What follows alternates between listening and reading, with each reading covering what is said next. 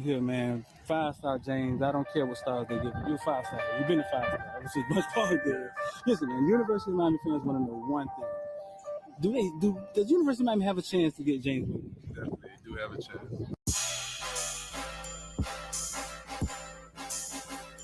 Welcome to South Florida. Yeah. Welcome to South Florida. Welcome to South Florida. Welcome to South Florida. When you on the field, is it pregame? Like, is it ever? Are you ever afraid? Does you ever feel fear, or do you ever feel pressure? Nervous. You ever feel pressure? Not one bit. None of that. No. Who's been your tough defender? Like, who's guarded you the tough? Yeah, who's the toughest person to play? I don't see nobody. I knew nobody. He was gonna give it to them.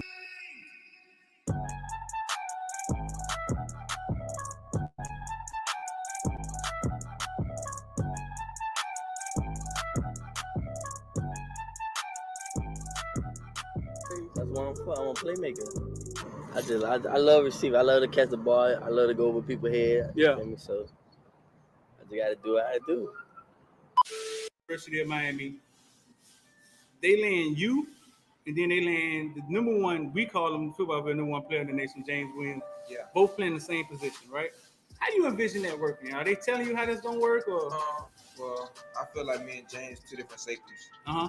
And I'm more of the ball hogging safety. He's more of the rangy playing, like you couldn't say like in the box, but like a striker position, strong safety. Right. And I'm more of the free safety. So I already know in practice that's gonna just build great competition.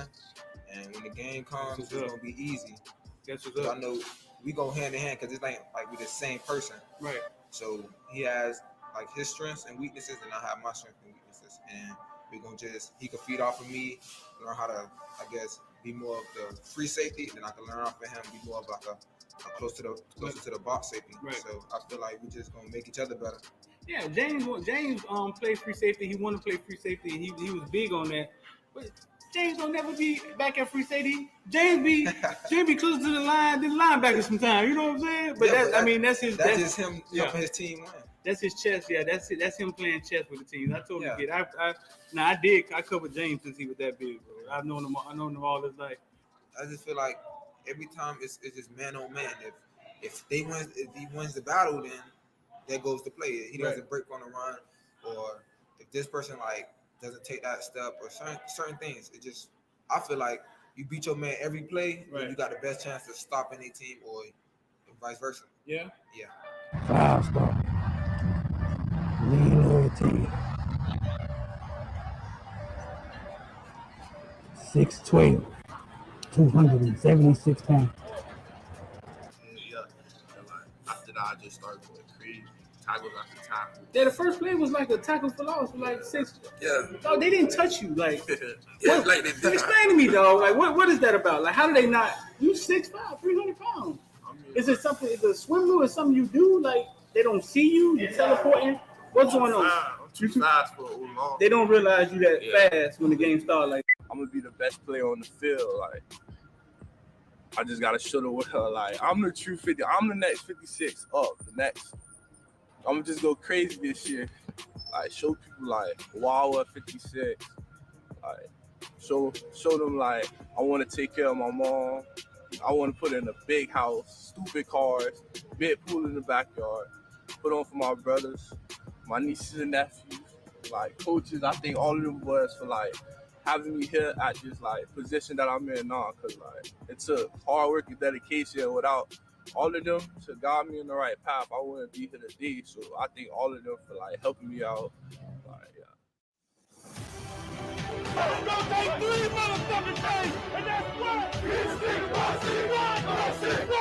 shit. Big time players step up in big games. All the criticizing and all that, it's over, baby. Big time players step up in big games.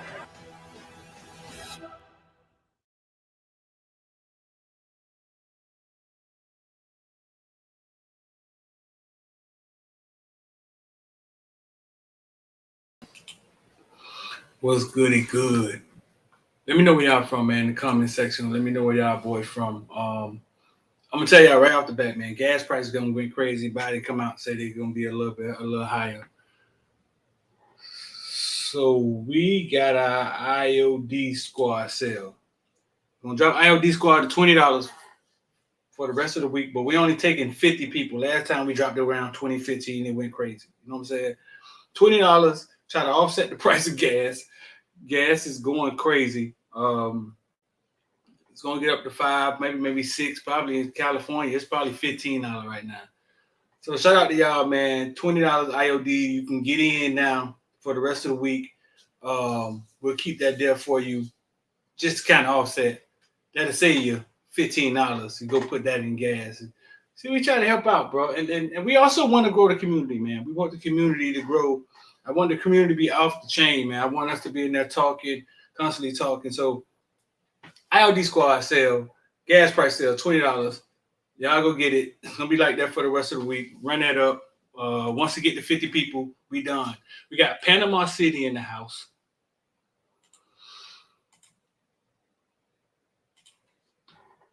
Alabama. You know, listen, man, we interviewed the number 2 running back in the nation, Cedric Baxter. We're gonna pap that in here. First thing, Cedric Baxter. That's a goddamn beast. Cedric Baxter headed to Miami today. He said this is his first time going to Miami, dealing with the new regime. So we're gonna bring that in here. We're gonna bring that interview in here.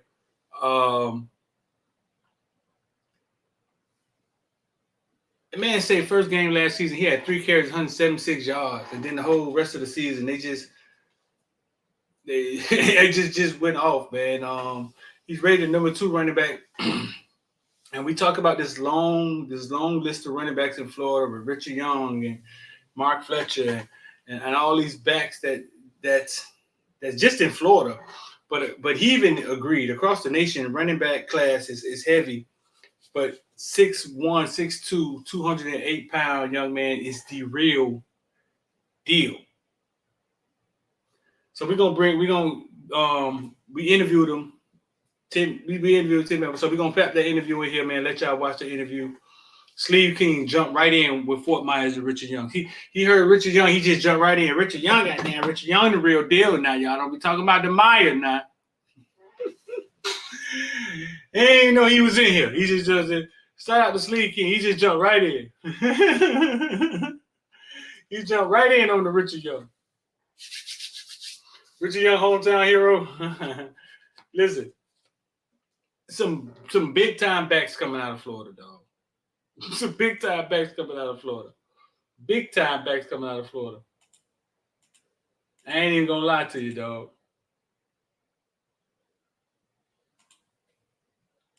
Woo! So I see, man, y'all coming from everywhere. We got Alabama in here, man. Y'all, I love it. I love it. I didn't realize so many people watch from so many different places.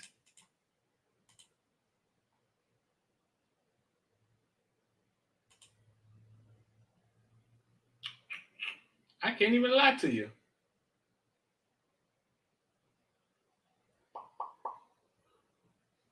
Yo. Okay, so that's it. So we're gonna kick it off with the Cedric Baxter interview, dog. Let y'all get into that.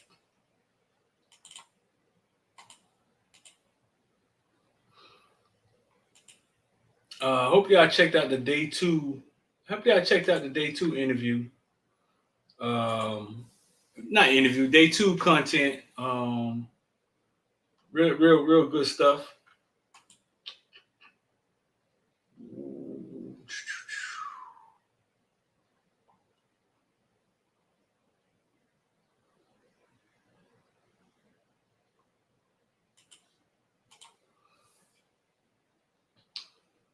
Yeah, I kind of talked to him and asked him, like, at what point in time,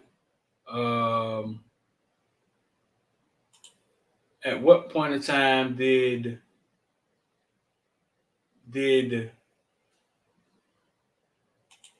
his recruitment kind of take off? Like, it's always a point in the kid's recruitment to where it's like it takes off, and it's either he did this, he went off here. he went off at a camp, or he rushed for 250 yards one night versus a top team. But it's always a point in their career where things just takes off. And he's going to get into it. He'll get into it and explain why. So here's my interview with the two running back in the nation, Cedric Baxter, who's headed the University of Miami today, and guess who also texts him? Who also texts him every morning? Just take a wild guess. Take a wild guess. Who texts him every morning? Wild guess. Take it. So here we go, man. Cedric Baxter, number 2 running back in the nation. Out of Edgewater, Florida. And he's originally from, he's going to get into that. Y'all check this out here. Check this out. So here we go, man. Cedric Baxter. Let's get this thing popping. D Footballville. Make sure y'all like, share. Today we got an interview, and we're about to start doing a lot more of these interviews as we're reaching out to some of the top players across the nation. And you know, in Florida, I mean, half the top players in the nation are in Florida. But we got the number 2 running back in the nation today, out of Edgewater, Cedric Baxter. We're going to get into that in 1 second. Listen, scrolling at the bottom is the number for Investor IOD Squad if you want to learn about NFTs, cryptos, or stocks. That's the number. Scrolling at the bottom, that's the link. The link is also pinned at the top of the YouTube. You can text us 786-459-9499 if you're trying to get involved with crypto, stocks, NFTs. We just did an option play this morning on JP Morgan, looking at Apple. Just giving y'all all of that. All right, IOD Squad. I won't give them nothing else. I'm finna put Cedric Baxter in here. And we're going to talk to Cedric for a second. Cedric Baxter, what's going on, bro? What's up? How you doing? Chilling. So it's funny because today is a Wednesday, and I usually don't interview kids on Wednesdays. But you're available today. Give me a thumbs up if y'all can hear me. You didn't go to school today? Thumbs up if you can hear me. I go to school today. We grades was due yesterday, so I'm good. And I'm going to Miami later on today. Oh, so you head to Miami today? Oh yeah, I'm going to. I got a 2-day visit today and tomorrow. Well, tonight and tomorrow. It's also like unofficial visit? Yeah, it's just unofficial. You've been in Miami already once, right? Yeah, with the old staff. You were there with the old staff? Yes, sir. You ain't been there with the new staff? Not yet. Some different. It's different, big dog. It's different. It's a different thing in Miami going on right now. It's more resources. You'll see the difference. I ain't got to tell you. You'll see the difference. I know you talk to Mario a lot. Yeah, he texts me every morning, like literally every morning. As soon as he wake up, he texts me. He texted me this morning. He was like, "What did he text you this morning? Let us know. What did he text you this morning?" He was like, "I'm ready for you to get here, big dog," stuff like that. Yeah. Yeah, he text me every morning. Every day he'll text me for sure. So listen, you let's. I haven't heard you interview much, or talk much, but you said you're from South Florida, huh? Yes, sir. I'm originally from Boynton Beach. I got a tattoo on my leg. It got Boynton 561 on it. Yeah, you got a 561 tattoo on your leg? Yes, sir. So you play youth football down here. Who you play youth football for? East Boynton Wildcats. From the time I played this when I was 6, about I don't even know, like 11 or something like that. You was always a running back? Well, I played. Lily, you play everything. Yeah. What you played? I started off at quarterback. I played quarterback my first year ever playing football when I was 6. I was like my first year tackle. Then I just moved around. I played running back. Just play everything. Yeah. So it's like, man, listen, a lot of people. Tyreek Stevens started off as the line. Right. Trey Saunders, IMG running back, started off as the line. I mean, youth football a lot of times is daddy ball. I mean, eventually you find your way. You score a couple touchdowns, then to make coach look good, then keep you a running back. So you started playing running back at when? Probably I say my second year of actual tackle football. My second year. Then I've been playing it ever since. Yeah. How tall are you, bro? I'm 6'1". How much you weigh? 208, like 208 between like right there. You 208 pounds already, though? Yes, sir. Did your dad play football or something? Yeah, he played, bro. He won. He said he He won. went like that. He went. Nah, So where it come from? Then your mom was nah, your mom was an athlete.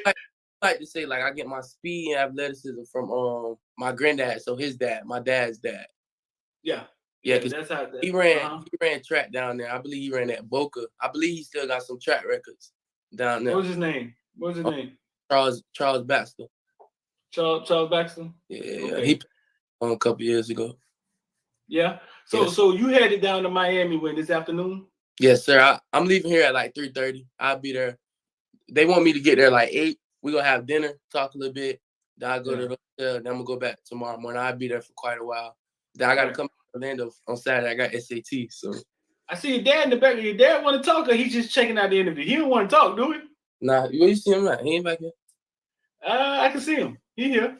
Oh, you can't see him. You can't see him. I can see him. So no, listen. When you have these visits, so talk to me. I was never as good as you in sports. Never. I was on the #1 team in the state in basketball, but I was never as good as you. When you got these visits, man, is it exciting? Almost as if when a kid finna go to a Disney World or something. How does it feel to get ready? Yeah. For these visits? So when I last summer when we first took visits, I was going as to have fun, look at campuses, look at facilities, meet coaches, stuff like that. Now it's to the point where I'm going to like meet new people, like meet the people, see if I can vibe with them personally. And then like I like being me personally when I go and visit, most of the campuses I already seen. Like I already seen everything, most of the campuses. But now I'm going back to these schools to, like I said, meet the coaches, be with the coaches. And then like my position coach, I want to sit down and meet with him and just let's talk football. I want to see how he breaks down film, how he think he can develop me, not only on the field but off the field, just stuff like that. That's why I go to camp now. What's important to you?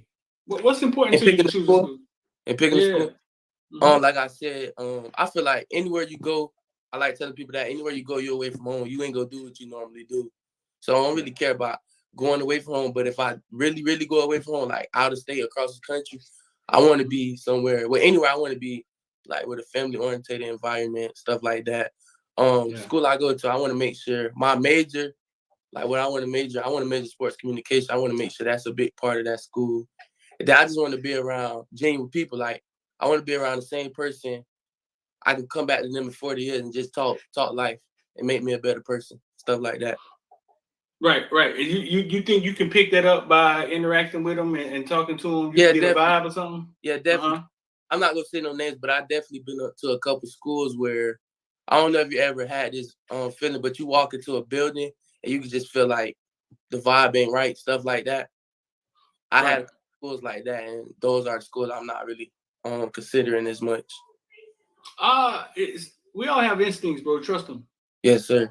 I'm just gonna be real with you. We all have instincts. I mean, I know we don't talk about it a lot, but trust them. Those vibes, those feelings, they're real. Trust them. You know what I'm saying? Yes, sir. They rated you the #2 running back in the nation. At what point? What did you do to start getting looked at in that way? Was it a game? Was it a camp? Like at what point did they start saying, "Oh my"?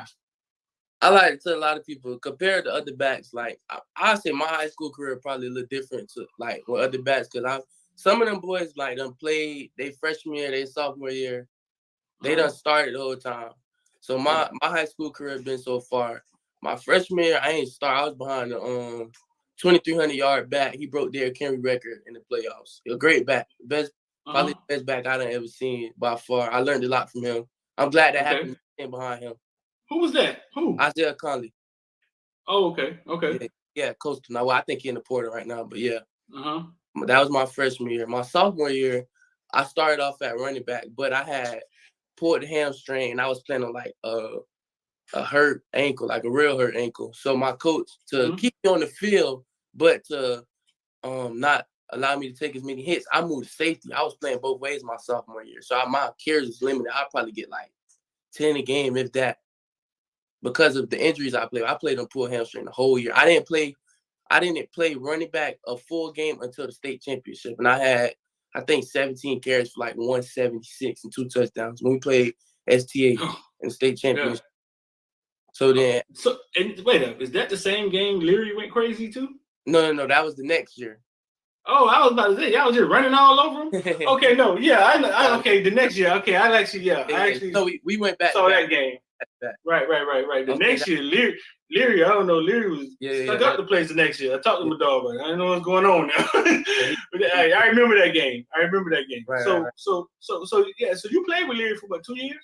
Right, yes, sir. That was Leary. The reason I went to Edgewater. Really? Okay, no. So get back to what you were saying. So that game, you was hurt, but then you came in, you played well in that game, and then what was the rest of your career? That was my first game playing full-time running back, and I had 17 points, 2 touchdowns. And then last year, my junior year, was when I say blew up. Like that was my breakout year. That was my whole plan. Like my junior year, I ain't let nobody tell me. Like my whole plan going to junior. Like this my year. Like I'm finna show people for real. So my junior year, first game of the season, I went crazy. I had 3 carries for 176 and 2 touchdowns in the first quarter. And then they pulled me. And then in the second quarter, like 5 seconds left going in half, they let me go catch a punt, and I took it back for like 60. Who y'all playing against? I ain't played Who y'all playing against? Who y'all playing against? Who that was? We was playing in the rival game. It's called a Battle of College Park up in Orlando. We was playing against Bishop Moore. Oh, were they good? Bishop Moore used to be good. They weren't as good this year. I'm gonna be real. They weren't as good this year. That's still a lot though, dog. 3 carries. Right. Yeah. So how did it go?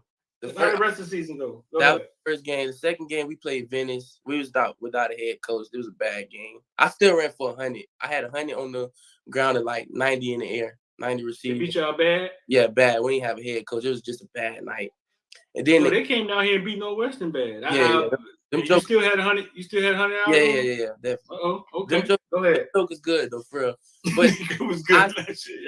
I said it was 2 games that really, really like put me like got people to watch me.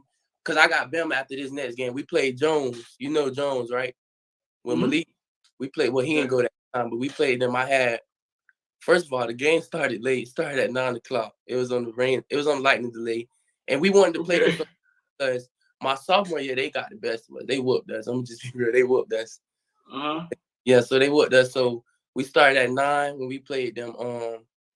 So we played the whole game. We went 4 overtimes. 4. The game ain't finished till like 1. I remember the game. I remember. Yeah. I had 40 carries for 250 and 4 touchdowns. So the game was over at what time? At like 1. You went to school the next day? Well, you know, we play on Friday, so. Oh, so with no school day. What time you woke up the next day? Did you wake up the next day? I woke up, but my body was like, I couldn't move for a little bit. Really? So when you get 40 carries, does it hurt the next day? The thing about it though, I didn't feel 40 carries when I was playing. You feel it after the game, because I feel like running back, when you getting so many carries, especially the type of game I had 40, but I'm getting like 12 yards of carries, then I'm busting the long one, so it don't feel like it. I'm in a groove, so it didn't feel like it. And I didn't play the third quarter of that game. Why? I was cramping like crazy. And you came back? I came back the fourth, like the middle of the 4th, and then overtime. So you could have 50 carries probably? 45 carries? That's something crazy. If I would have, I wouldn't even say that. If I would have played the third quarter, the game would have been over for a fact. Oh, you think so? I was killing them. So when you went out, that allowed them to, did that allow the other because my cramps that I got my cramps was in my calves and my like lower body, my calves.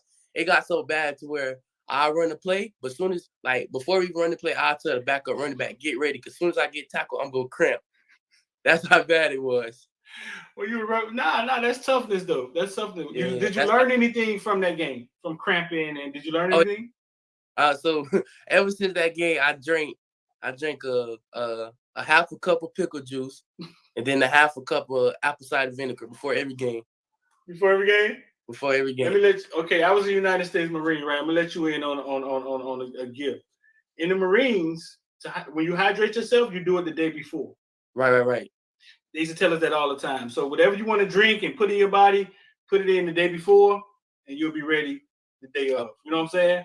Yeah, I learned that. We learned that in the military, bro. That's a lot, bro. That's the most carries you ever had in the game. Oh yeah, definitely. Then I had 2 more crazy games. I had that game was super close. I think we ended up winning 52-49, something like that. Then a couple weeks later, I think like 2 weeks later, I played another game against Winter Park. It's like a rivalry game we play up here too. I went into the game. I needed like 250 yards for 1,000 yards on the season. Mm-hmm. I went into the game. I'm getting it. I don't care what nobody say. I'm getting this. That's this boy going in the game saying he finna get 250. I ain't gonna So what happened? That was another game we had a delay. We ended up starting at like 8:30. Okay. It was a rainy game. I ended up finishing with 28 carries for 308, 4 touchdowns. 308. 308. And that was versus who? Winter Park. It was a close game. Winter Park. Touchdown. Oh boy. Yeah, it was a dogfight game. We played that one. So that was another game. And then I had the last game of the season. We played Boone. That's the rivalry game. I think that's the oldest rivalry game in Central Florida. Y'all got a lit schedule, dog. Y'all game be packed? Yeah. Oh yeah, our games be packed. Oh yeah, definitely. Yeah. Especially y'all got a nice little schedule. Yeah. And then the last game I had 32 for 255 and 2 touchdowns. Do y'all pass the ball? Yeah, we do. we do y'all really? Yeah, we do. How far did y'all go last year? We lost in the second round to Lake Gibson. Lake Gibson. We've been having a lot of Lake Gibson, Lakeland talk here down in South Florida originally, but we'll get into that later. Lake Gibson was pretty damn good though, wasn't it? Real good. How you did against Lake Gibson? I think I finished with 15. I only got 15 carries. We ain't gonna talk about that. 15 carries for one. I think I had like 160 something, and I think I had a touchdown or 2. I'm not sure. Well, you say you want to talk about it, but real fast, if you were running like that, like how did you only get 15 carries? They kept y'all offense off the field? Yeah, they had the ball a long time. Right. That's a way to stop you. That's one way to stop you. Just don't let y'all get on the field. A lot of teams tried to do as the season kept going on.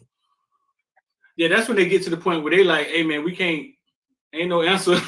Right. Ain't no answer in the defensive room. So we gotta do something else. Yeah, I last season I could have ran for about. All honesty, I could have ran for about 2,300 in the regular season. If I missed, I want to say 4 games due to like not injury, just not the teams we played, blowouts. I'm not gonna say we big headed, but we know who we play. Like opponent, how really good and how really you go play a team that's like not really good. Right. Yeah, my coach wouldn't even let me play. Nah. But he wouldn't. It'd be like, it'd be like that for the great ones. So it'd be like right. We had like 3 games like that. I ain't played. So yeah. Well, I started footballville with Duke Johnson. And Duke Johnson would pull himself out the game to let his homeboys get carries. Right. Well, I was glad it was got times I was like, okay, I want everybody else to. Right, because it's at that point, man, when you become so great here, I mean, you want to kind of share it with other people. You know what I'm saying? It's like, yeah, you want to allow other people to do their thing. But Duke was infamous for that. And I think that stunted his stats. Like the same thing you're saying, having to sit in the third quarter, coming out, letting your homeboys play, and not caring. You know what I'm saying? Because it's a team sport, man. That's what's up. Yeah. So you say you've been to mostly all the schools, right? Yes, sir. What's the wildest thing you've seen? I mean, I remember Hammett told me he saw an eagle at Auburn in a cage and he's just scared to have. What's the craziest thing you've seen at one of these visits? Shoot, that's a good question. That you didn't expect to see. Like you was like, why is it a waterfall in the locker? Just something you didn't expect to see. Well, I can say something that was unique about one of the schools Texas. They got like their football facility. They have a whole like pharmacy, like a CVS. Inside of the facility. Wait a minute, what are we talking about? We got stuff for colds and headaches. Most schools that a lot of recruits tell you this. Most schools that you go to, the school's plan is for you to not leave the facility. So they'll put whatever they need to put in there for you to not leave. So that was one of the things. If the players get sick, they could just walk down the hallway to the pharmacy. You know why it's like that though? So Because outside a lot of the facilities, it sucks. Yeah. it ain't nothing to the city. You know what I'm saying? You don't want to be out in Athens, Georgia, walking around. So you saw it was named CVS. Nah. It looked like a CVS. It just looked like a CVS or Walgreens, something like that, like a pharmacy. Come up, bro. We gotta talk about this. Not the same size as big, but you're saying that it looked like a store where you can get something for it. That's what. Every time I ask this question to one of y'all give me a different answer. Man, that is wild. Yeah, just think of like a little corner store on the side of the road. You just pull over. You gotta pay for the stuff? Nah, the players don't gotta pay for it because I think the way they had it set up was if they needed something, right, a pharmacy or something could send it to the school or something like that. It was something crazy. Wow, that's when you see that stuff, right? Does it get mundane or does that stuff have anything to do with you deciding what school you go to? Nah, everybody got nice facilities. Everybody got nice facilities. Everybody. You wanted to feel like a family. You want to feel like the people really care about you. Basically, right? Is what you're saying. That's what I care. Any offense, any type of offense you want to play in? At my high school, I run a lot of like power buck, counter. Yeah.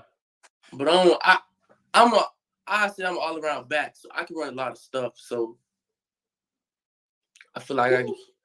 We were looking at the running back class, basically in Florida, period, but across the nation, there's a lot of top running backs. Yeah, my class coming. Running back. Yeah.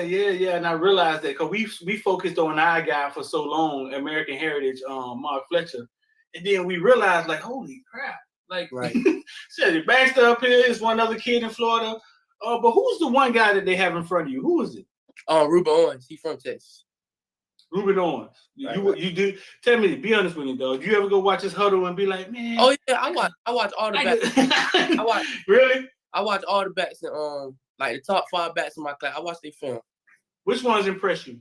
Ruben Owens. It's a kid out of Georgia named Justice Haynes. Yeah, impressive. Oh yeah, Ruben Owens definitely impressive. Justice Haynes more scat back. He more of a shorter back, like 5'9". Right. I'm gonna say this, man, and we're gonna let the people know where they can find you and get out of here. A lot of times the difference in those guys, and I'm not saying Texas has great football, you know what I'm saying? The people you faced, the speed that you faced, right, kind of puts you in a different category. Texas, they're big on resources. So he may know a lot. He may know a lot more than our kids. Those Texas kids come in college like ready. They've been trained and they have all these resources. But you being from South Florida, and let me say that again, big dog from South Florida. He's from Boynton Beach. For everybody who think the man grew up with Mickey Mouse around Disney World or something, no, he did not. You know what I'm saying? He's from Boynton Beach. But the speed that you faced all your life is a different thing. You'll realize it once you start going to these All-American games. Which one of the games you going to? I'm playing Adidas in Texas. So you're gonna play an Adidas game? Yeah, Adidas.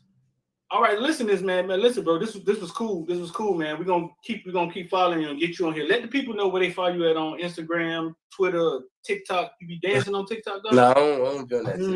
You be shaking your wits on TikTok, man. Tell people where they find you at. On Instagram, y'all can find me at C, the letter C, the number 4, and then ERA. So C4 Arrow. That's my little brand, whatever, C4. And then on Twitter, you can find me at Cedric Baxter Jr. and then number 1. Follow me on Instagram for sure. I'm gonna be posting some my top schools real soon. Maybe a commitment. I don't know yet. There it is. So listen, bro. You're gonna be down here what days? Down there? Thursday and Friday. So today and tomorrow. Today, Thursday and Friday, and you'll leave Saturday morning? No, I'm gonna leave Friday night. You'll leave Friday night? I got SAT Saturday morning. You got SAT? You ready for that, bro? Yes, sir. You ready for that? Yeah, all right, now, whatever. Hey, listen, man. Appreciate you, man. We're going to follow you. We'll get you on here a few more times. If you get you down to Miami and get you in person and get you actually on the show, you know what I'm saying? You and your dad, y'all come through. That'll be a different dynamic. Who that is around your neck, dog? Oh, that's my best friend that passed when we was 8. Yeah? Yeah, when y'all was 8? Yeah, we was like 8. Wow. How did that happen? Oh, asthma attack. Okay, all right, okay. That's all right, man. Dang, I don't know if I wanted to end it like that. Tell the people they can find you at again. Let's end it like that, dog. Yeah. So hit me on Instagram. C and then 4, the number 4, and then ERA on Instagram, and then Twitter, Cedric Baxter Jr. and then number 1. I be on there a lot, especially Instagram. Give me the 10K. There it is, man. that boy got 8,000 followers. So that boy working, man. Let's see if we can get that man to 9,000, bro. And I gave you the gems. I told you how these interviews work and your value in it. And, yes, sir. And any question from this point you have, just DM me. Yes, anything sir. You got about anything, interviews, social media, NFTs, anything. Invest. Just hit me up. I'll holler at you, your dad, whatever, anytime. We family from this point forward. Yes. Appreciate you having me on the show. Thank you. No problem, bro. We got you, man. Yeah. Man, listen, bro. That's big time right there, man. This man said he go in the game telling me, man, I got to get 250 today. That's big time right there, man. He on his way down here to Miami, man. Good stuff for University of Miami. I'm sure Cristobal them gonna do their thing and wow them with the new staff. And once again, Cristobal texting him first thing. Bro, listen, Cristobal, I don't know how many cell phones he got. I don't know if he have automatic text. I don't know what he has. But the man is amazing with the cell phone. 786-459-499. Y'all want to get down with Investor Man. I'm D. That was Cedric Baxter. Let's get back to the Morning Breath Show.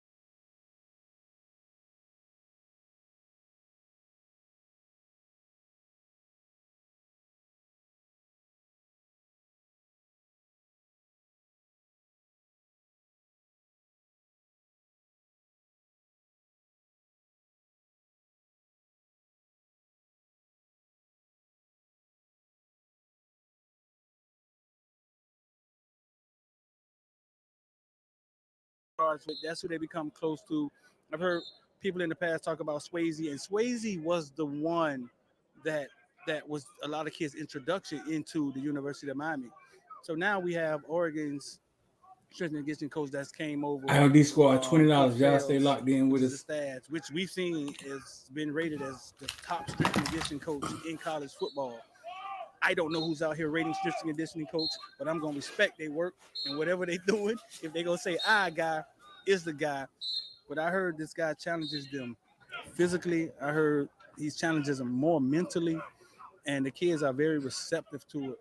What he's got going on and what he's preaching. You see him in the middle, man, lit. Listen, man, we'd like to say thank y'all. Thank y'all for watching. We'd like to say hit the subscribe button, share, hit the alert bell. And if you don't hit the subscribe button right now, you're a hater because it's free. Caneville, Footballville, man. Nobody do it like us. Welcome to South Florida. Yeah. Welcome to South Florida. Welcome to South Florida. Welcome to South Florida. The bottom of the clip for the gunshot stay high. One of them boys still blowing in that way. Big play, get it for the 18 if you straight. Get can't stop hating. It's the model of the state. A lot of face, but it's still real around here. We got the defense. We got the warm up going on. All the coaches out here. I see we got big Ed Reed out here hanging out in the middle. It's just a warm up we got going on. That big Savage Joseph. Savage Joseph, we can go back. Savage Joseph to the Florida State Wesley Bassett story when Wesley Bassett threw up the U. We're far away. We're a long, far away from that, all right? But we're going to revisit it for a second. When Wesley Bassett threw down the U at Florida State, former Miami Central coach Savage Joseph was the one standing next to him. Savage Joseph was the one that coached him in high school. Went on to be a Florida State coach. Mario took him back, and now he's a University of Miami coach. Savage Joseph, I saw him walking out this facility the other day on live. Walking out Vasily on the live. He gave me a hug. Hometown kid back at the crib. So that's the Savage Joseph story. And then we got Mario Cristobal out here. Chill out in front of the DB, finna throw on his U hat. Didn't that feel good to see Mario representing the U, big dog? See him back home, leading the team. Somebody who we know is passionate about the program. We're gonna get the program back on track.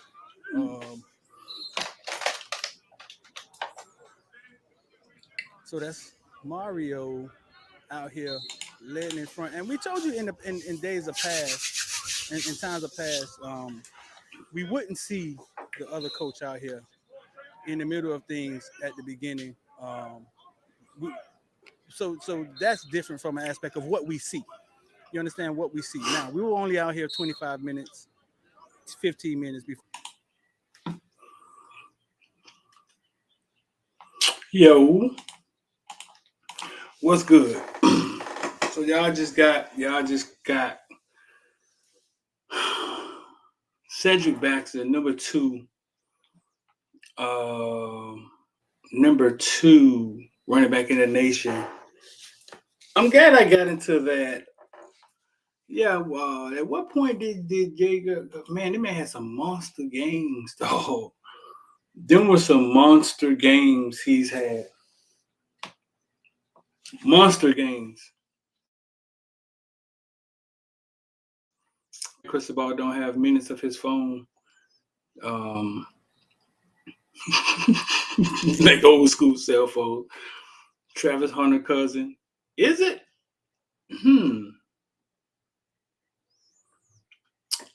Where your co-hosts? Who X don't, if y'all ever realize X don't really do the big interviews with me anymore. If y'all realize that, I mean, where my co-hosts. You ever get tired of hearing your own voice? Man, I've been tired of hearing my own voice. I hate listening to the interviews. I hate I've been tired of hearing my own voice. The commentary part comes from, I think, because I can give you insight. Like I can say, hey, Nigel Mom is out here. He's not even out here. Or I can say, oh, that's Roland Smith. Or I can say, hey, listen, that's Austin Simmons, Pahokee quarterback, walking past. I can give you a Savage Joseph story. I can tell. So I try to give you some insight to make the video depth. So you got the visuals, you want to see the kids, and then you hear me talking. Because the new regime, don't be surprised if our videos get minimized, because the new regime don't want to show.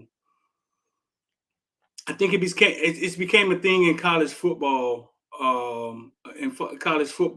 To watch these videos, and people are dissecting the videos and getting tidbits from the videos. Oh, look, they're DBs. Look how they're DBs. Blah, blah. And so the new regime wants us to show less. So don't be surprised if it starts becoming less and less. Me talking is me talking over them, so you can't really hear what they're saying. We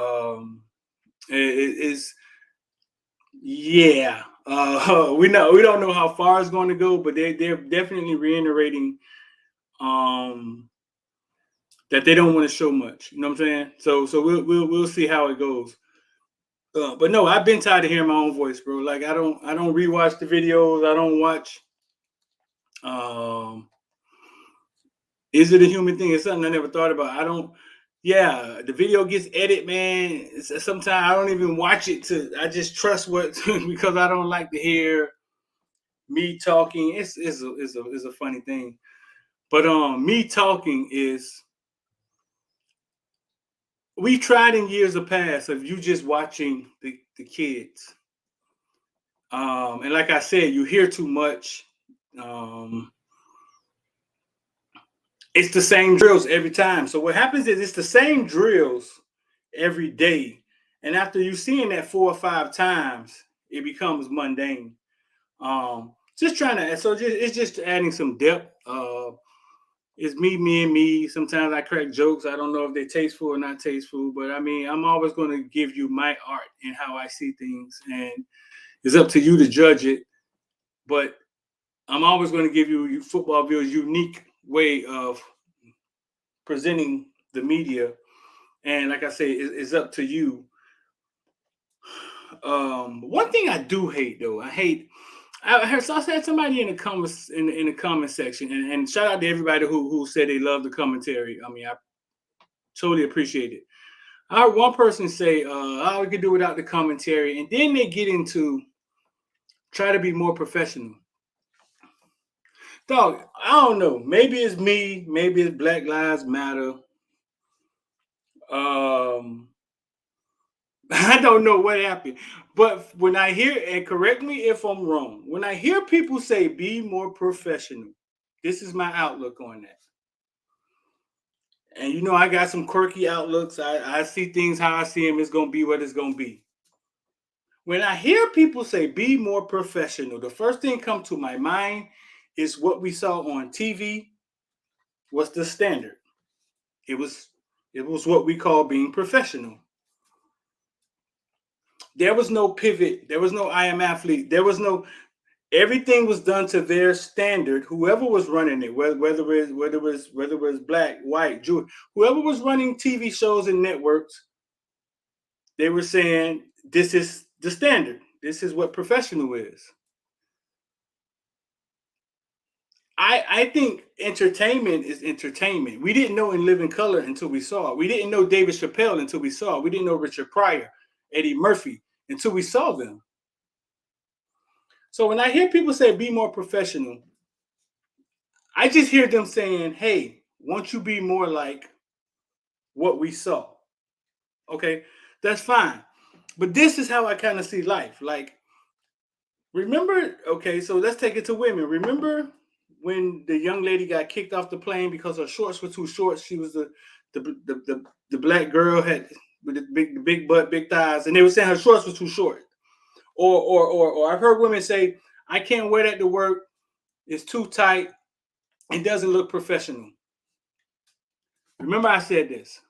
Now you have fake boobies and fake butts and these things of this nature. Now I'm going to bring it all home for you. When lighter skinned people start getting fake butts and fake boobs and wearing it into business settings, it will no longer be unprofessional. Remember I said that. When everybody has caught up with the island women and the colorful women, and there's women all across the world. I've met women, white women from Greenland with big butts, and everybody ain't shaped the same way across the world. I'm here to tell you that. But when lighter skinned women start dressing the same way dark skinned women were dressing in business settings, it will become accepted, and it'll be a different thing, and it'll be, and black women will be sitting there saying, "Holy shit, we was just not being ourselves."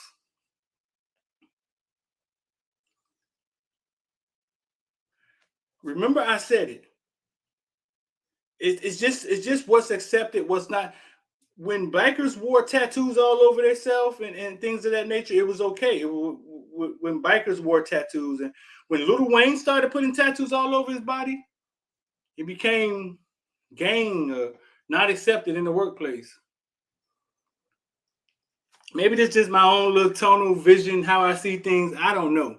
So I'm saying, when I hear somebody say, be professional, all I hear them saying is, do it the way we saw them do it on TV, which none of anybody that looks like me ever controlled anything on TV for the most part to show you anything.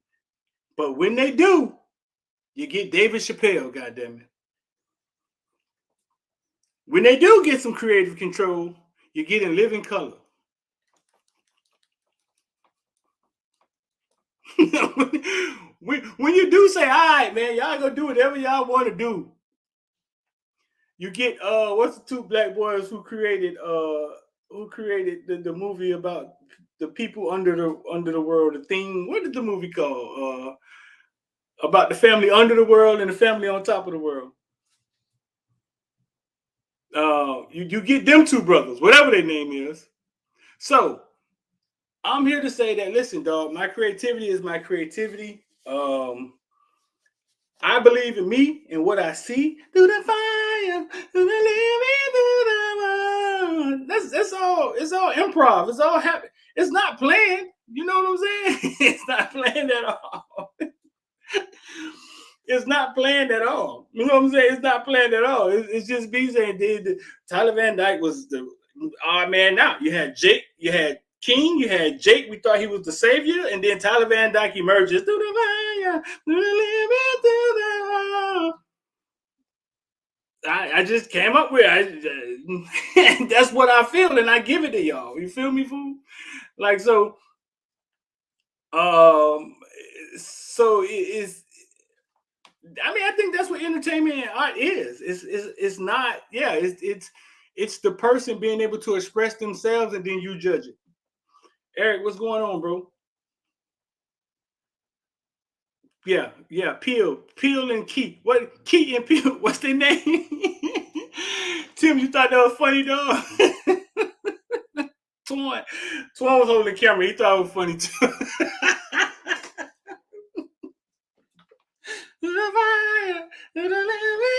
Y'all understand what I was trying to say? The man emerged through the fire. He was the odd man out. I had counted Tyler Van Dyke out, bro, dog.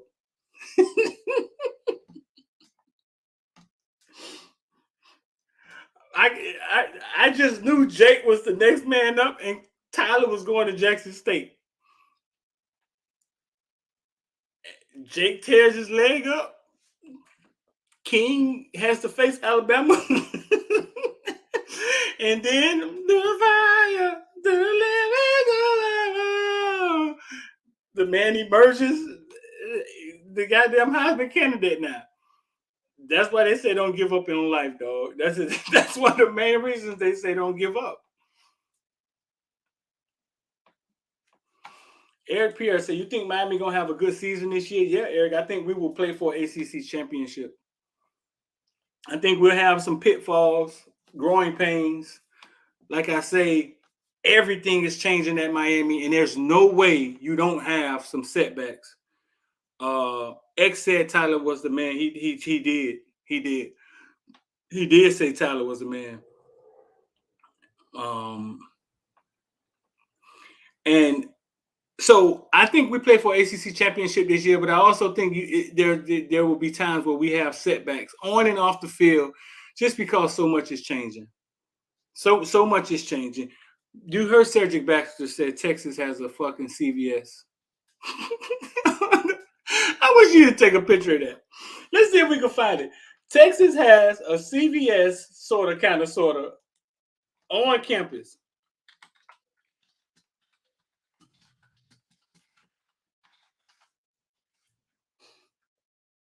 Let's see if we can find some pictures of that. He said Texas football team. Let's see, Texas football. And they don't got to pay for therapy. Texas football drugstore.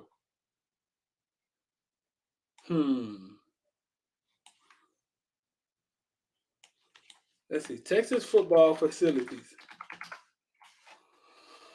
To the fire, to the living, to the world.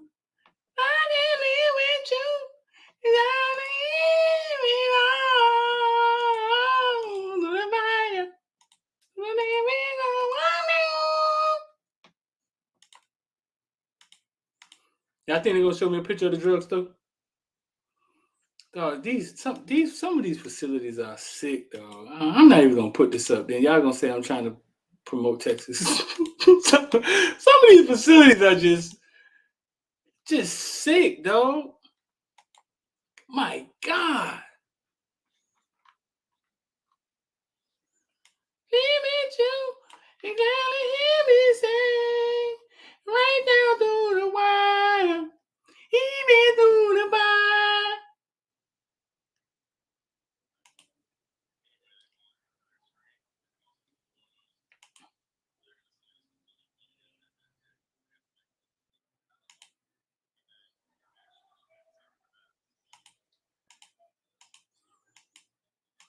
I'm not finding it, dog.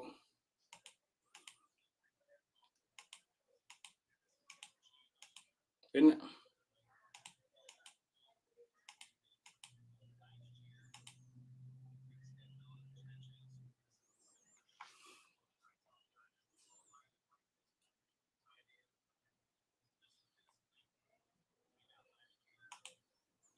I'm not seeing the drugstore, dog.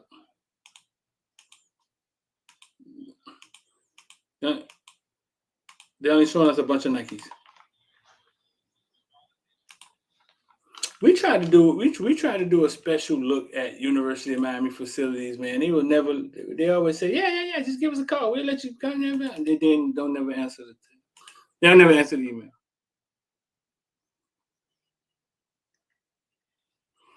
You know what, Tim? I want to believe that too. I want to believe. Man, stop saying I killed Manny, man. Manny's still alive. Millions of dollars in Penn State. He's still alive now.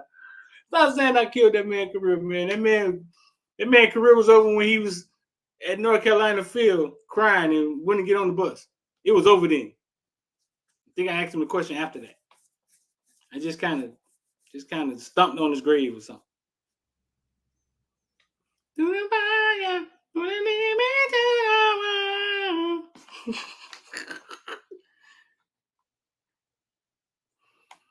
Appreciate that, Crenshaw. Crenshaw said I've been right on the money about the Canes.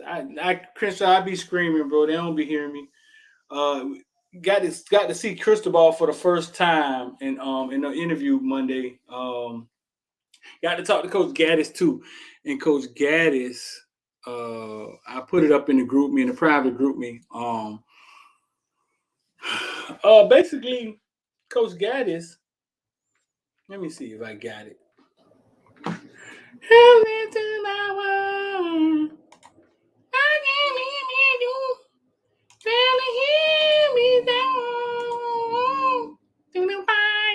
Now I'll be singing that for the rest of the day, messing around with y'all.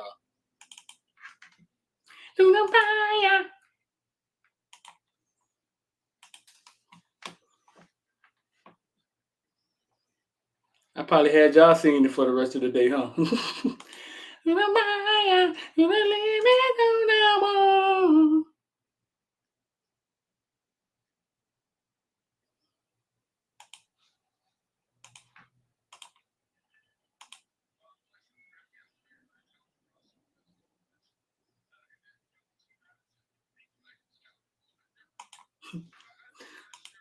Listen to what Gaddis had to say, dog.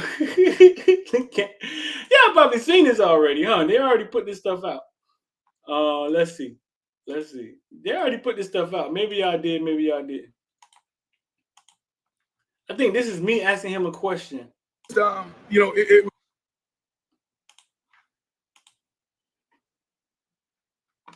Because last year, you went really deep in the playoffs last year and faced the national champs. Did you learn anything from that experience that you could bring to the University of Miami? Yeah, just, it was really kind of about the recruiting model. Because I thought last year, the place that we were at, we had a very, very talented roster offensively and defensively. And then, once we got into, league play, it just kind of looked a little bit different in the playoffs. And so, and that's about recruiting. Hey, did y'all catch what he said? I want to one day be able to talk smooth like that. Did everybody catch what he said? Yeah, we was kicking in Big 10, Big 12. We was in right now, left, right, then we got into the elite play. he said it looked different. We're gonna go. I'm gonna take y'all back. He said it looked different. Here we go. Recruiting science, recruiting speed. I think it comes to no surprise when you see those guys from Georgia, what they did at the combine, the type of players and the type of talent that they had. And, this is a very unique place because at the University of Miami, we can recruit like that too. We have the best football within a 15-mile radius here, and we've got to do a great job keeping the best players here at home. And so that was the key thing that we learned. And when you look at it, how many guys from South Florida that have been on those teams, or those national championship teams, whether that's Georgia or whether that's Alabama, we've got to take great pride in trying to keep those guys here at the University of Miami. Great. Thank you very much. Thank you, guys. Thank you.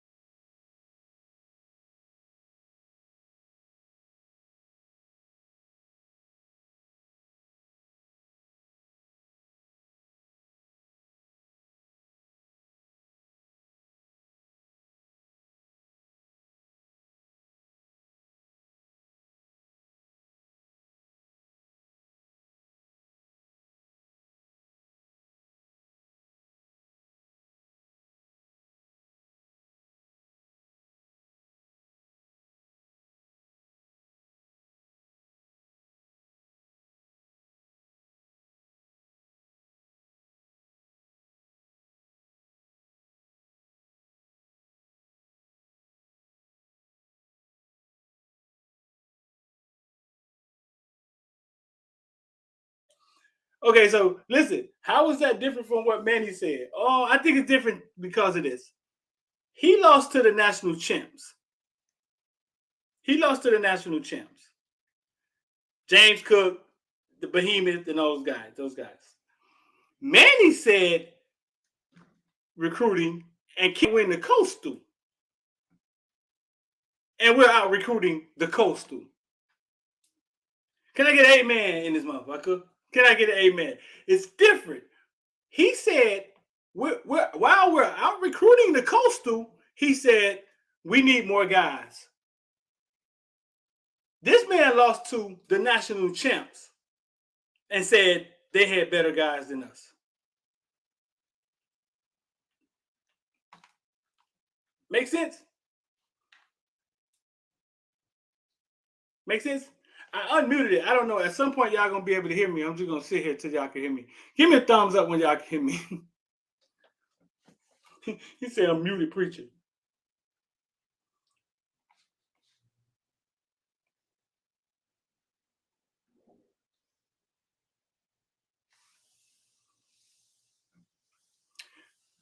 He does remind. We lost to the runner-up. We lost to Alabama, and you saying Manny said, oh, when Manny said they do that to everybody? I'm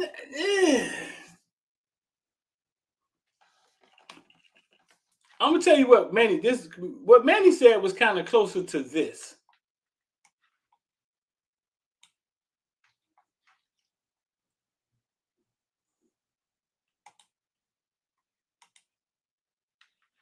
Right down through the wire, eating through the pie.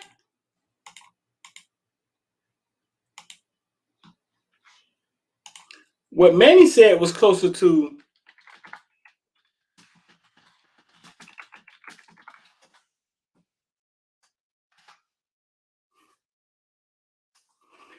Manny said was similar, but Manny said was closer to this. Georgia's defensive line. What were they doing to maybe make things difficult on y'all?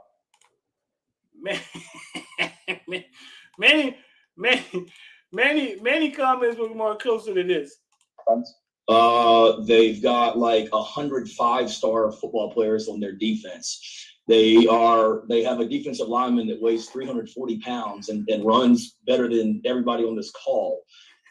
They've got 5-star defensive backs. They're big and physical and fast. I mean, other than that, they're really freaking good.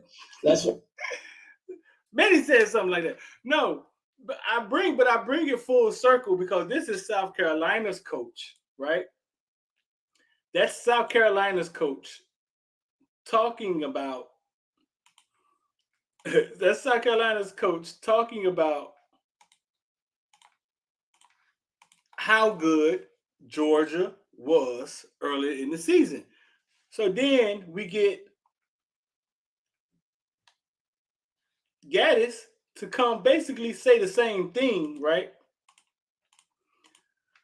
But then when he touches on how Miami has a unique circumstances. You say we say that here all the time, don't we? But I don't know now. Maybe Mario came back because of the recruiting in Miami. Because last year you went really. The place that we were at, we had a very, very talented roster offensively and defensively. And then, once we got into, league play, it just kind of looked a little bit different in the playoffs. And so, and that's about recruitment, recruiting science, recruiting speed. I think it comes to no surprise when you see those guys from Georgia, what they did at the combine, the type of players and the type of talent that they had. And, this is a very unique place because at the University of Miami, we can recruit like that too. We have the best football within a 15-mile radius here, and we've got to do a great job keeping the best players here at home. And so that was the key thing that we learned. And when you look at it, how many guys from South Florida that have been on those teams, or those national championship teams, whether that's Georgia or whether that's Alabama, we've got to take great pride in trying to keep those guys here at the University of Miami. Great. Thank you very much. Thank you, guys. Right. Yeah, it's a completely new offense for everyone learning-wise, concept-wise, what we're asking them to do, even for the quarterback. And so we got great teachers. First, our offensive coaches have done a tremendous job teaching our system so far. And that's the thing that I really feel blessed about is that you have the offensive staff that we have, the chemistry, the camaraderie that we have in that room. We got great teachers, great developers. And so our kids are open to learning. So we're asking them to learn new things. But most importantly, spring is about development. So it's about learning the hows and the whys, the footwork, the fundamentals, the technique and details to allow them to be successful. So how much can you get installed over the course of the spring? Yeah, I mean, the spring is about creating two things, right? Mentality and identity. Right now, our effort and how we practice here creates our mentality. What we do on offense will be our identity. We're taking a little bit slower path as far as creating the identity of our offense. And we're going to build it around, what our players do best. And so this spring is going to give us a good evaluation to figure out what they do best. We're installing the offense this spring, but what we look like in the fall could be completely different once we get through, 7 or 8 practices and really grasp what our players do best. Coach Will Mallory said he feels confident he and the other tight ends are going to be involved in the offense. Can you say a little bit about the tight ends in your scheme, and also Will in particular, and Royal? Yeah, I feel very confident they're going to be involved definitely. When you look at Will, I think Will has the ability to be a special player in this league. He can do a lot, not just in the run game, in the pass game, as well as in pass protection. And so that tight end room has been recruited really well. Coach Field has done a great job, developing those guys, recruiting those guys. You got a Royal, and obviously you bring in a freshman as talented as Jaleel Skinner. And so we got some bodies. That is an impressive looking group in that tight end room. And so we got to put it all together, find all the pieces that we need offensively. But I will tell you this, they will be a big factor in what we do. And, the tight end position for us is like the Swiss Army knife, because we're asking those guys to do so much for us. And we're going to develop the complete tight end. And I think that's the thing that'll be a little bit different is asking those guys to be involved in the run game as much as in the pass game. Since getting out here, we get to see Tyler, Jake, and Jakari kind of work in person. What have you thought of those 3 quarterbacks? Yeah, they work extremely hard. They always got a positive attitude. They got great leadership.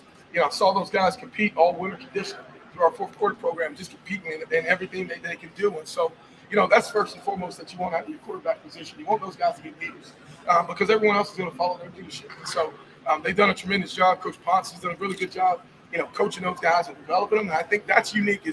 I love the situation that we have when you have a coordinator and a quarterback coach because you have someone full-time designated to develop in that position. And so, you walk past Coach Ponce's office, and those guys are always sitting in there learning the offense, learning quarterback fundamentals. And that's the whole key, is how can we develop those guys individually to be the best quarterback they can possibly be. And how does Jakari look, compared to other, first semester freshmen that you've worked with? Well, it's you got to remember he's a first semester freshman. So there's a lot on his plate, Up until probably about a few weeks ago, he just figured out where to go to class, And so now we're talking about learning a new system, learning a new offense. Obviously, he's got some talent physically.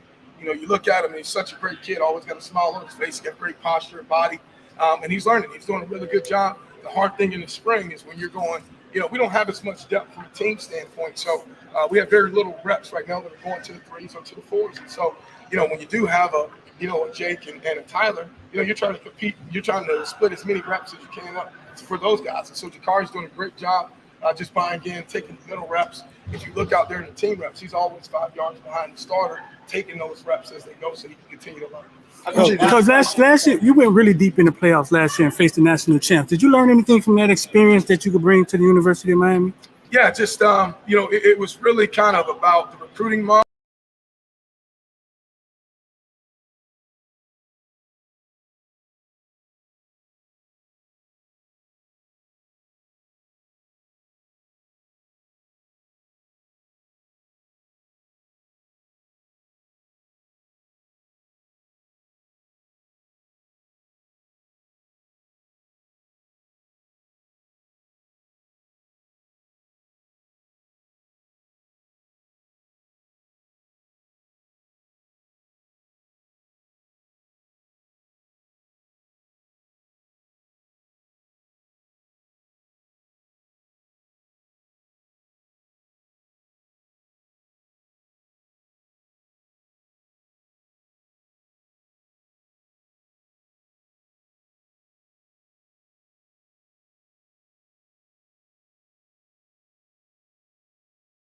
Damn.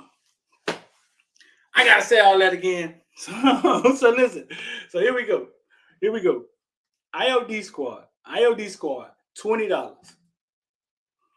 Because gas is too damn high. You know what I'm saying? Gas is $5 going to $6. So we're gonna put IOD Squad $20 for the rest of the week or the first 50 people. The last time we put it this low, 30 people signed up in a day. Okay, so for the first 50 people, $20, or to the end of the week, IOD Squad will be $20 because gas is too high. So we'll give you a big on that. And also, we got 140 people in IOD Squad now. We want to get 400 though, 1,000. We want to get people in there. We want to get us in there talking, giving up these resources. You may know how to do credit. You may know how to do certain things, and we have a community where we all can get it done together. You know what I'm saying?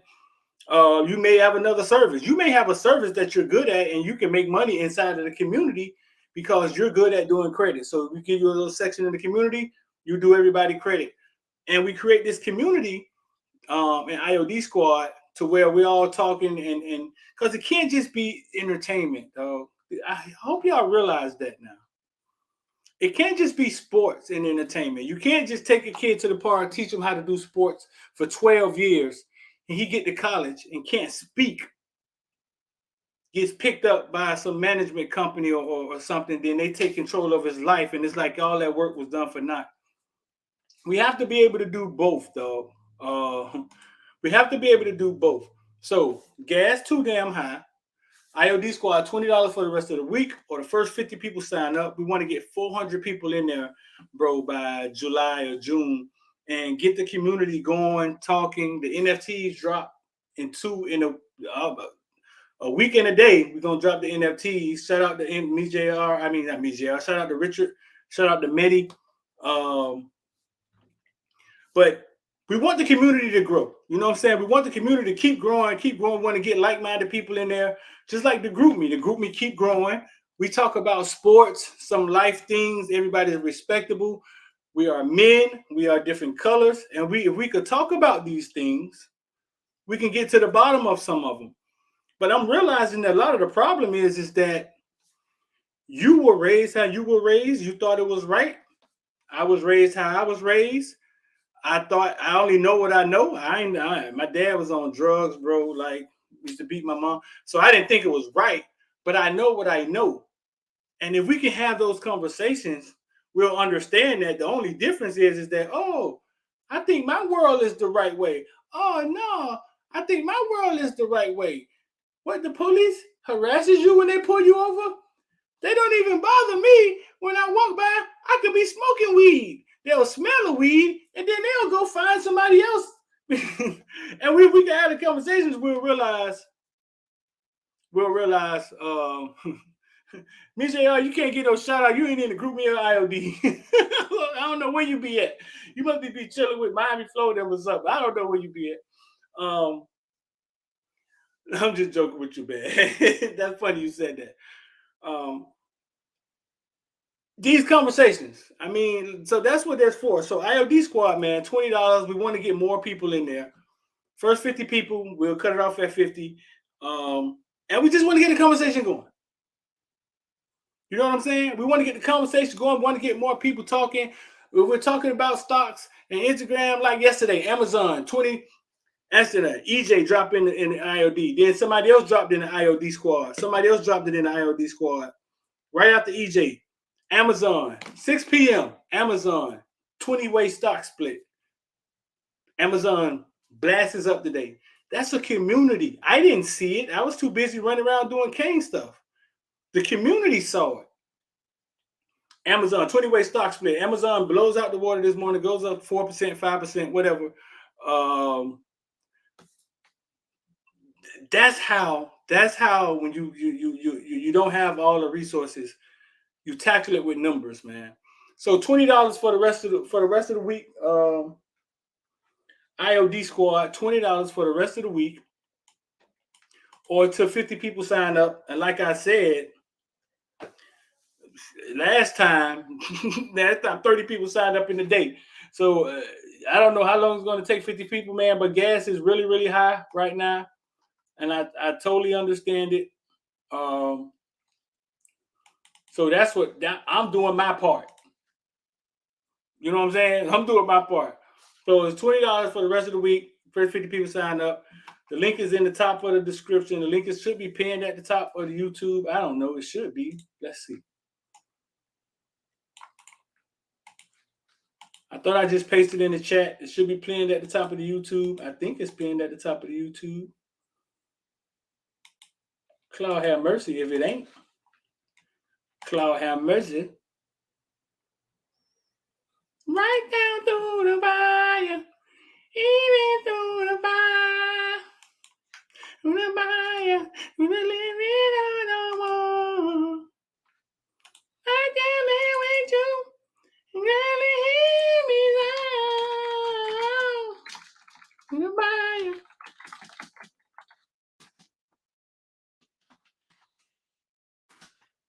There it is. Or 786-405-9499. However y'all want to get there. Send us a link. Send us a text. 786-405-9499. However y'all want to get there. Let me see. Boom. To the fire.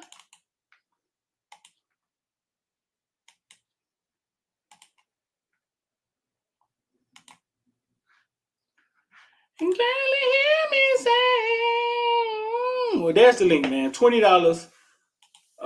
We want to get the community popping, bro. We want to get the community popping. We got 140. We want to get 400. Then we want to get 1,000. Get the community popping, man. There's a lot we can do together.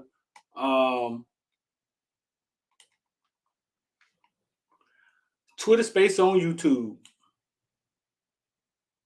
That was a good space last night. Last night we got Jafari Harvey mom. Jafari Harvey mom. Y'all like Jafari. You should have heard Kyle in there, man. Kyle got real smart when Jafari Harvey mama came in there. Kyle got real smart when Jafari Harvey mama came in there. Kyle was using $10 words.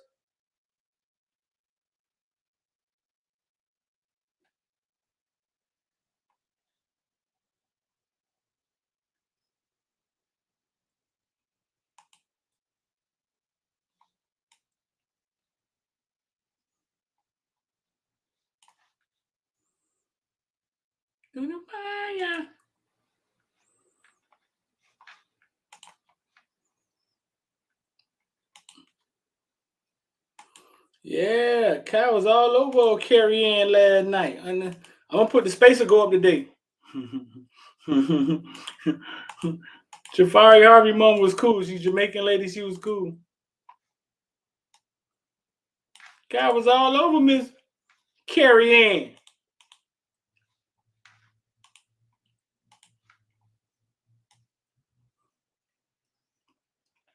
Remind me to get up with her. She wants to start a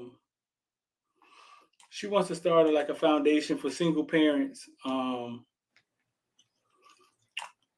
we had a couple people coming there and say they want to help us. So remind me to get up with her.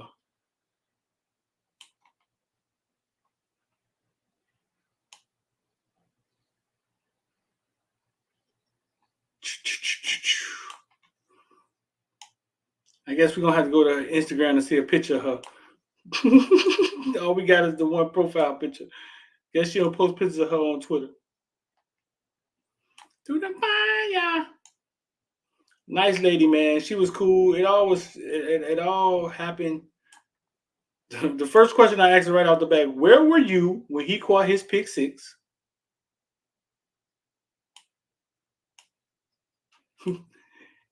And what did you break? What did you curse? Who did you curse out? Like, you know what I'm saying? Like, where were you?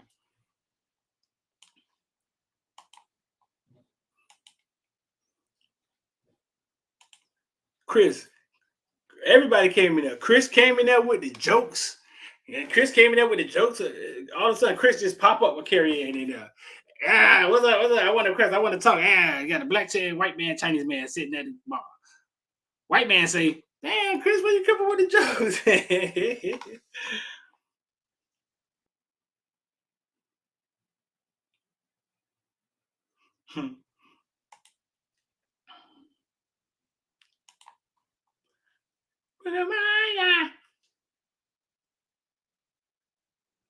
Yo. Yeah, Cal was all over. Cal got real smart when Carrie Ann came in there. So listen, man. A lifetime supply of Synergy Sweets. Twitter is trash. Yeah, Twitter got to get the spaces there. All my lights in my little area went out, bro. Like I think even the cell phone towers went out. I went out there and the police had everything blocked off.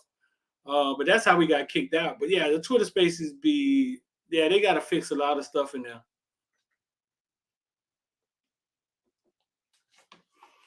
Cal must be on lunch break. Cal don't hear us in here talking about him. Bro, make sure you put the Twitter space. Yeah, he don't hear us in here talking about him. So listen, man. If you want to check out the Cedric Baxter interview, it's at the beginning. Beast back, dog. Whoa. Beast back. This man had some monster games in big time rivalry games.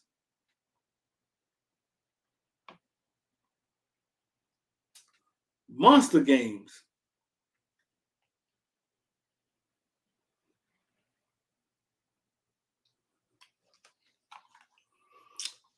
So listen, before I get out of here, dog, $20 IOD Squad. The link is pinned at the top. Gas too high, so we're gonna do our part. IOD Squad, $20. Y'all go holler at that. Check that out. We're gonna take 50 people. Last time we got this low, 30 people signed up in a day. So it's $20, man. I appreciate y'all. I gotta get back on this trading. D, and I'm gonna leave you with my old homeboy. Homeboy here in his son. I don't know where my homeboy at. He hiding. He in here somewhere. And they hear me say, oh, to the fire, to the living on I just hear with you, homie, hear me say, right down through the wire, hear me through the fire. Y'all gonna be singing it for the rest of the day. To the fire, to the limit, to the fire.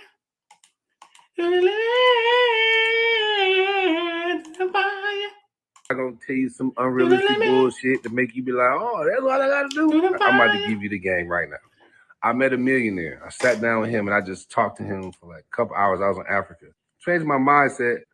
And he was telling me, he said, see, what happens is when you come from poverty, desperation and lack is your mindset.